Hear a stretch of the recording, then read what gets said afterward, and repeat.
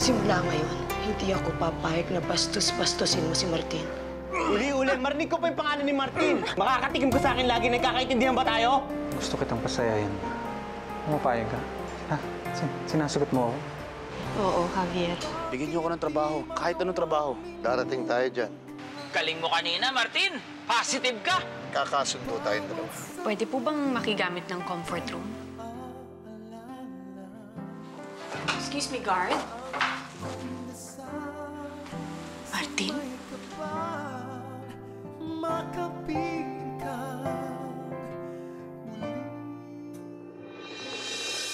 Buhay ka? Wesley? Sandali. Buhay kayo? I believe we need to talk, attorney. Ano to? Magkakakunsya ba kayo? Pero, may mga katawan, may lamay, may libing. Ibig sabihin, planado ang lahat ng yun. Naawa ako sa inyo. Sa pamilya ninyo. Hindi naman pala totoo. I don't need to explain to you anything, attorney. Alam mong gagawin ko ang lahat para sa pamilya ko. Pero marami kayong niloko.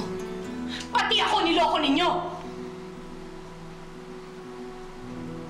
At ikaw naman, kasabwat din nila. Niloko mo na naman ako. Leilani. Natawan mo ako. Leilani. Dad, relax. Huwag kang mag-alala. Hindi magsusumbong sa otoridad yun. Takot lang niyang balikan ko sila. And she knows what I'm capable of. Leilani, sandali Ano? lang. Sasabihin mo na namang magpapaliwanag ka? Para saan, ha? Para ano? Nung akala kong namatay ka? Leilani, pwede ba? Subukan mo naman ako intindihin. May dahilan kami kung bakit namin nagawa ang pagtakas. May dahilan ako. Si Lolo Tino. Ano pa yung dahilan mo? Hindi ko matatanggap yon. Dahil kahit anong sabihin mo, maling-mali ang ginawa ninyo. Bakit ba nagugulat pa rin ako? Kahit noon pa man, pinatunayan mo na sa akin na hindi ka dapat pagkatiwalaan. Ano pa bang bago kung gawin mo to ngayon? Manluloko ka, Martin. Mga manluloko kayong lahat!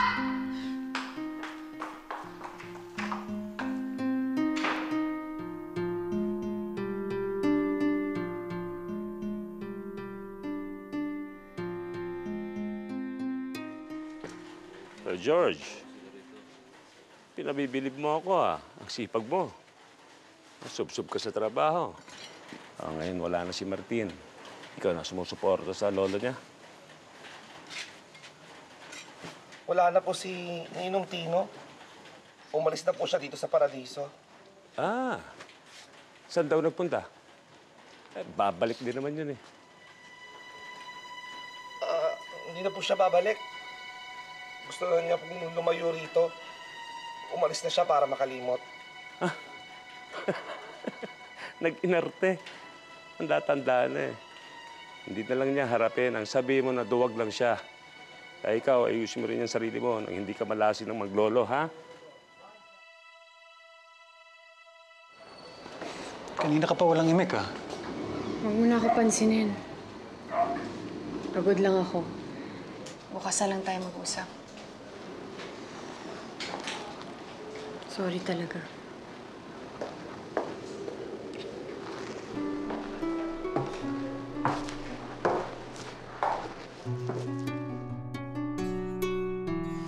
Masaya ako, Lo, na nakita kami ulit. Pero, galit na naman siya sa akin. At tulad nung dati, ayaw niya pa rin makinig sa mga paliwanag ko. Hindi ko siya masisisi sa kung ano man ang naging reaksyon niya. Nabigla lang yun, malamang. Ako man hindi ako makapaniwala dun sa ginawa ninyo ni na Wesley. Naintindihan ko po yun, Lo. Nakakalungkot lang isipin na hanggang ngayon ganito pa rin kami. Siguro nga hindi na namin babalik yung dati namin samahan. Kailan kaya siya makikinig sa mga paliwanag ko, Lo? Darating din yun, Martin. Siguro nga kaya kayo pinagtagpo ng tadhana para maituwid nyo kung ano man yung hindi nyo pagkakaintindihan. Bigyan mo lamang siya ng kaunti pang panahon. Lola Tina, Kuya Martin, sino po ba yung Leilani? Girlfriend mo? Hindi. Eh bakit parang problemado ka sa kanya? Hoy, kulit. Hindi maganda na nakikisingit ka sa usapan ng mga matatanda, ah. Sige na, matulog ka na. Sabi nga po, tulog namin.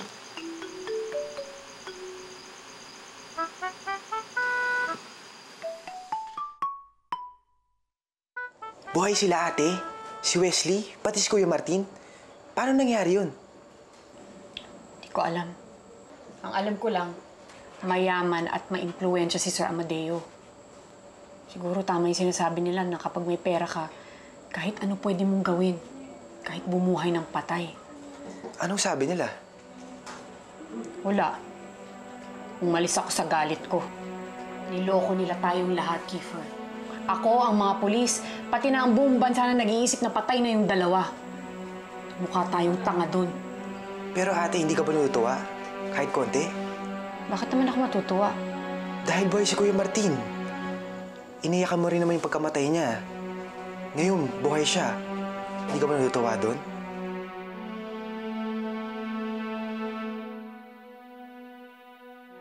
Dok, maraming salamat po talaga. Napakabait niyo po talaga. Sige. Sige Kailangan po, naman, ha? Doc. Pero text kayo pag may kailangan kayo. Opo, thank you po ulit. Sige, ingat.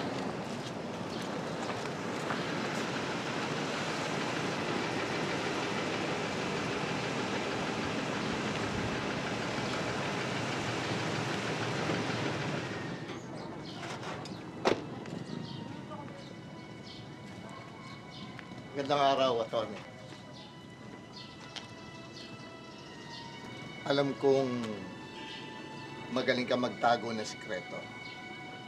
Dumaan lang ako para magsiguro na hindi ka magsasalita tungkol sa mga nalalaman mo. Come on, Leilani. Huwag ka na magmatigas sa akin. Niloko ninyo ako. Dapat lang magalit ako sa inyo. Don't take this personally, Leilani. Huwag ka na magulat doon sa nagawa ko. Dahil alam mo namang gagawin ko ang lahat para masiguran lang ang kaligtasan ni Wesley. Walang pinagkaiba yan sa ginawa mo para sa kapatid mo. Leilani, let's not burn bridges here. After all, ikaw pa rin ang abogado namin. Kung tatawagin kita, magkikita pa rin tayo. Ano ka ba naman? Wala na tayong magagawa doon sa nagawa ko. Pati na rin yung pagligtas ko kay Martin at kay Wesley. May magagawa pa ako. Pwede kong sabihin sa mga pulis ang totoo. But you're not gonna do that. Paano kayo nakakasiguro? Sabihin na lang nating mahal na mahal mo ang kapatid mo. Oops. Don't get me wrong. Hindi kita tinatakot, Leilani. Yet I'm still a man who will protect his interests if the situation calls for it. Leilani, come on. We need each other. Magtulungan tayo. Pasensya na't nakaistorbo ko sa inyo. Dr. Javier, Leilani, I hope you're still on our side.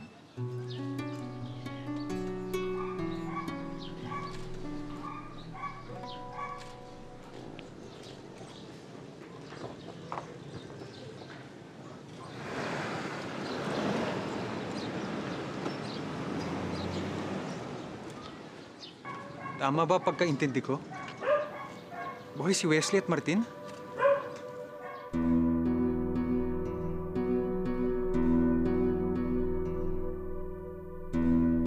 Magandang umaga. Oh! Oh, Mara.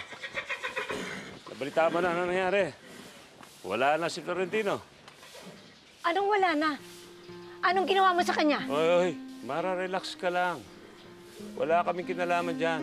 Kung sa siyang umalis ng rancho, yun ang sinabi sa akin ni George. Eh, bumigay rin pala. Eh, bakit parang ang lungkot-lungkot mo? Oy, Mara, masyado kang malambot. Yung mga taong yan, Hindi naman sila mahalaga sa buhay mo.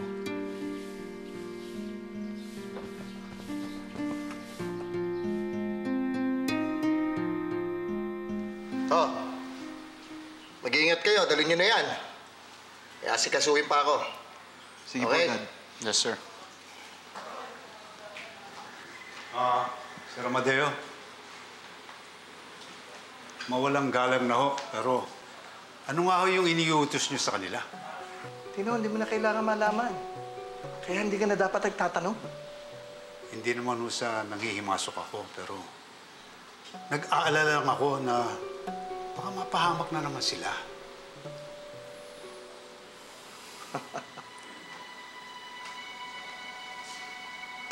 Ano bang inaakala mong trabahong pinagagawa ko kay Martin? Tino, hindi sila pwedeng lumantad sa publiko. Kaya dito sila nababagay sa mga illegal na transaksyones ko. Kung sana kahit na sinong mga tao makaharap nila o makausap nila, hindi sila pwedeng isumbong. Alam mo ba kung bakit? Kasi lahat sila puro kriminal. Tsaka alam mo, Tino, hindi ko naman kailangan explica sa'yo lahat to eh. Ngayon, kung namumroblema ka, bukas ang pinto. Malaya ka makakaalis. Sir Amadeo, nag-aalala lang po si Lolo, kaya po niya naitanong sa inyo. Pasensya na po. Tino, alam mo, para hindi ka mag-alala, pasasamahan ko sa mga bodyguards si Martin at si Wesley. Tatay din naman ako, Tino. At isa pa, kasosyo ang anak ko sa negosyo. Kaya hindi ko talaga pwedeng pabayaan. Kaya pwede ba huwag ka mag-alala? Makakabalik sila dito ng ligtas.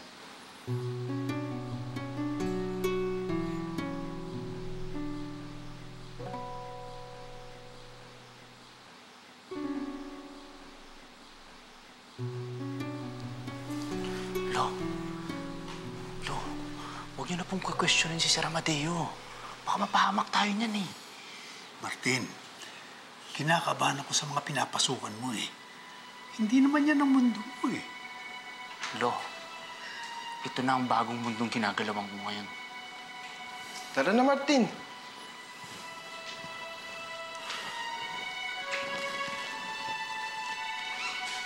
Iingat kayo. Opo, Lo.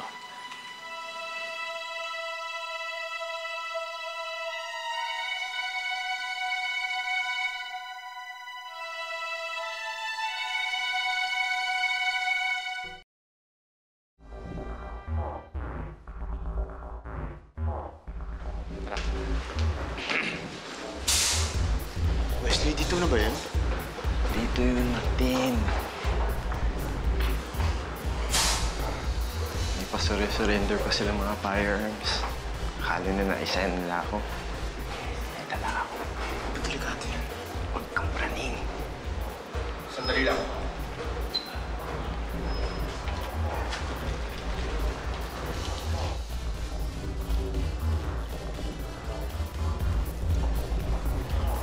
Sandali. Para makasiguro rin kayong dalawa, kapkapan niyo rin ako. Hindi po, okay na po. This way po.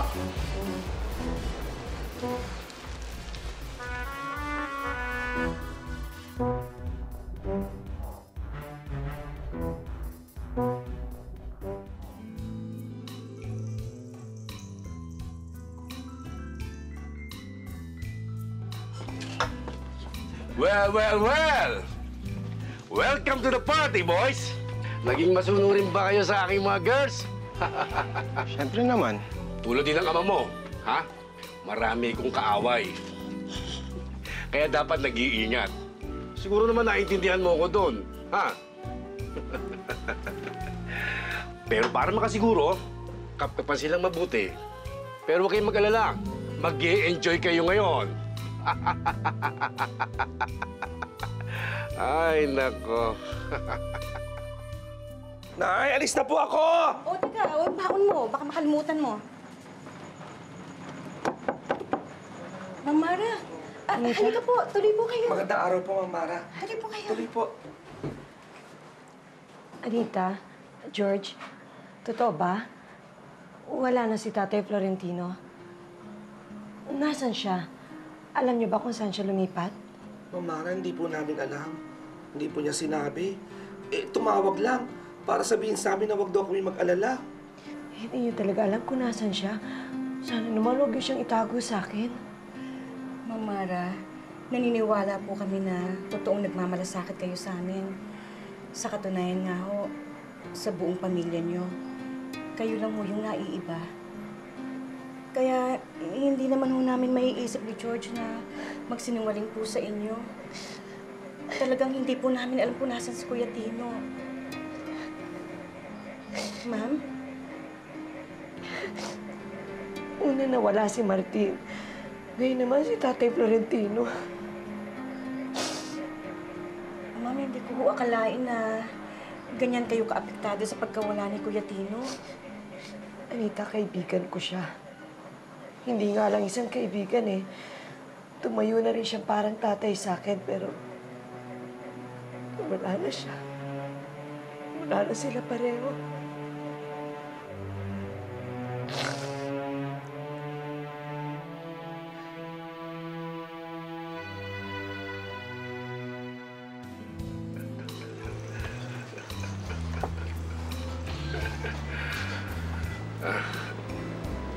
Boss?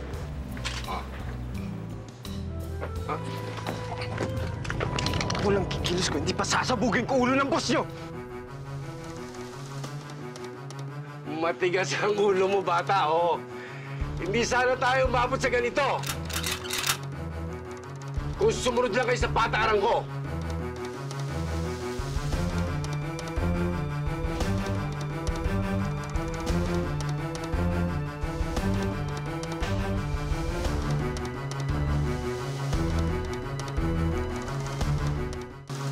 Pwede, kuya. Tama na. Tama na. Ano ba Sir. ginagawa mo? Sir, pasensya na kayo, ha? Ayaw namin magkagulo. Bakit ka ba nangingialam? Wesley, tama na. Sir, gusto lang namin maayos ang transaksyon, yun lang. Ay, nako. Pasalamat kayo, ha? Hindi ko kayo tinuluyan.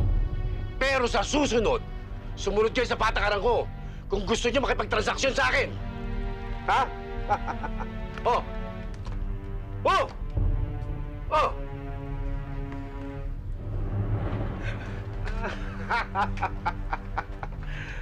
Poor boy.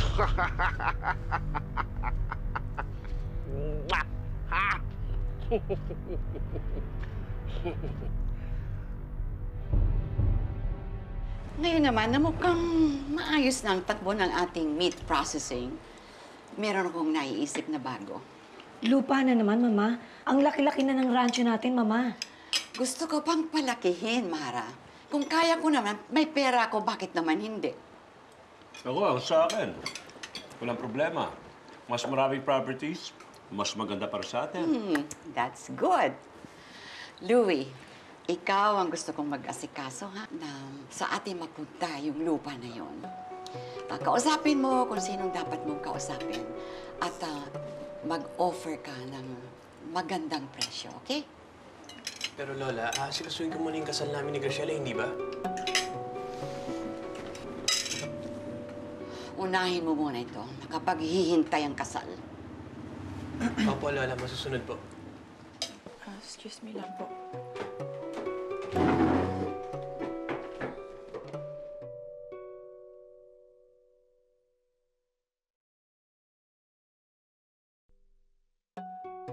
Pero dapat hindi mo ginawa yun!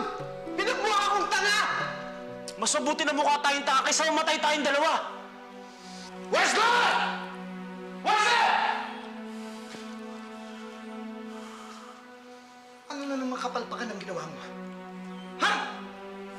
Tumawag sa akin si Ramoncito. Ayaw na raw makapag-transaksyon sa atin. Ano na naman ang ginawa mo? Mabuti na lang nandun si Martin.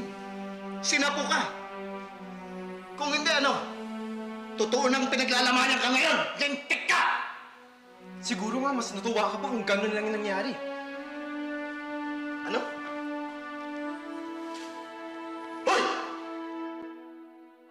Sana naman yung lupa ang iniisip mo kaysa dyan sa Graciela na yan. Lola, bakit yung nobya ko na naman yung pinag-iinitan mo? At bakit naman hindi, no? Nang dahil sa babae na yan, nagkagulo-gulo kayo nilang Martin, di ba? Ikaw nga, muntik ka ngang makulong. Lola, yung Martin na yun, yung gagong yun, sinubukan akong ahasin, agawin si Graciela sa akin. Ang sabihin mo malandi yung babae na yan, malandi yung nobya mo na yan. Walang mangangahas kung hindi nagpapaahas. Si Martin ang problema. Wala na siya ngayon. Kaya maayos na ang lahat. Anong maayos ang lahat? Naku, ginamit lang natin yan noon para hindi siya magsalita laban sa'yo. Eh, patay na nga si Martin, no? Ha? Patay na yan. Sige na, dispatchahin mo na yan, pauwiin mo na. Hiwalayin mo yung babae na yun. Hindi! Kailangan hiwalayan niya! Pauwiin mo!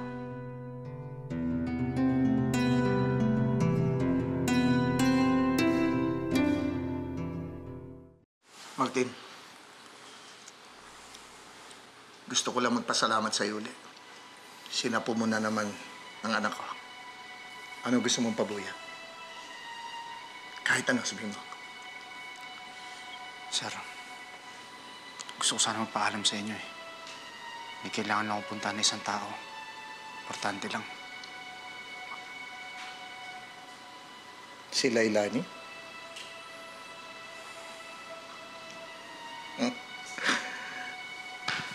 Masama ang tama mo sa abogado ko, ha, bata?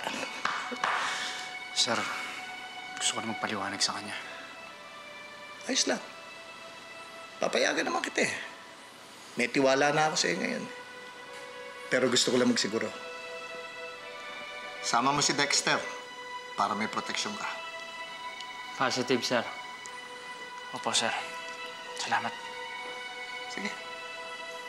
Lakad na.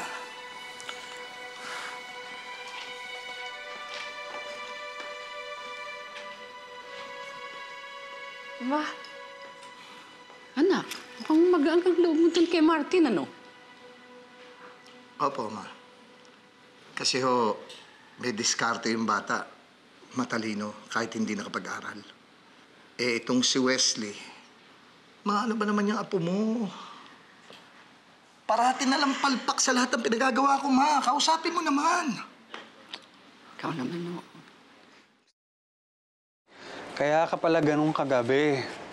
May gumugulo sa isip mo. Ba't di mo sinabi sa akin? Sorry. Gulat pa ako kagabi at naguguluhan. Eh, hindi ko nga alam kung dapat kong ipagsabi sa iba eh. Pero si Sir Amadeo, sinabi niya kahit sa harap mo. Kasi alam niyang hawak ka niya. Sana nga hindi ko na lang nalaman. Pakiramdam ko tuloy ngayon, parang kakuntsaban na rin nila ako. Balak mo ba silang isumbong sa polis? Honestly, hindi ko alam, Javier. Mali ang ginawa nila. Kailangan managot sa batas ng Wesley at Martin. Alam ko yun. Kaya nga galit na galit ako nung malaman ko eh. Yun naman pala eh. Anong pumipigil sa'yo? Javier, nasa panganib ang buhay ni Wesley sa loob ng kulungan. Kaya kahit papano naiintindihan ko si Sir Amadeo kung bakit niya nagawa yun. Pati na si Martin. Ayaw mo siyang makulong ulit.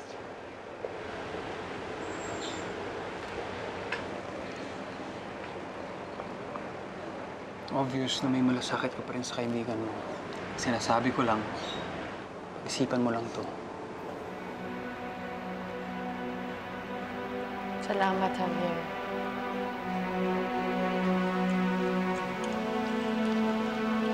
Kala ka ba lalapitan mo na?